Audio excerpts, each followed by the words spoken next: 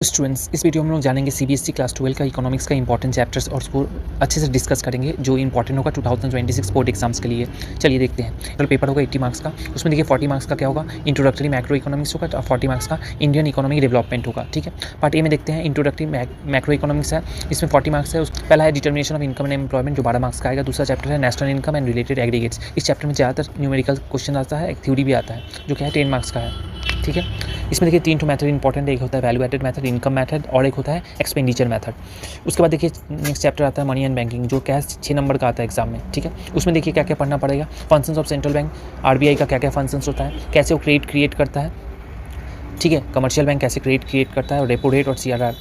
ठीक है, cash reserve ratio ये सब के बारे में पढ़ना पड़ेगा। नेक्स्ट है गवर्नमेंट बजट, वो है उस 6 मार्क्स का आएगा। उसमें क्या क्या पढ़ना है, objective of the budget, revenue versus capital expenditure और फिजिकल डेफिसिट कैलकुलेशंस जानना है। नेक्स्ट चैप्टर है बैलेंस ऑफ पेमेंट, वो आता है 6 मार्क्स का। इसमें क्या क्या पढ़ना पड़ेगा, components of current and capital account and fixed versus flexible exchange, ये सब के बारे में हम लोग जानना पड़ेगा। पहला पार्ट में 40 मार्क्स का जान गए। दूसरे पार्ट में देखते हैं पार्ट बी में क्या क्या है।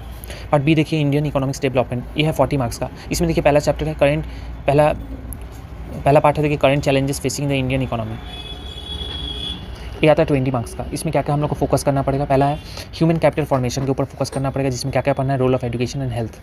दूसरा है रूरल डेवलपमेंट के बारे में पढ़ना होगा, इसमें क्या क्या पढ़ेंगे, credit and marketing systems and organic farming. तीसरा है एम्प्लॉयमेंट, इसमें क्या क्या पढ़ना पड़ेगा, formal versus informal sectors, unemployment का टाइप्स पढ़ना पड़ेगा। नेक्स्ट है सस्टेनेबल डेवलपमेंट, इसमें क्या क्या जानना पड़ेगा, global warming and environmental degradation के बारे में। नेक्स्ट आता है डेवलपमेंट एक्सपीरियंस 1947 से 1990 तक और जो भी रिफॉर्म्स हुआ था 1991 में, जो 12 मार्क्स का आता है एग्जाम में। इसमें हम लोग क्या क्या पढ़ेंगे, 5 ईयर प्लान जानेंगे और ग्रीन रेवोल्यूशन और एलपीजी पॉलिसी।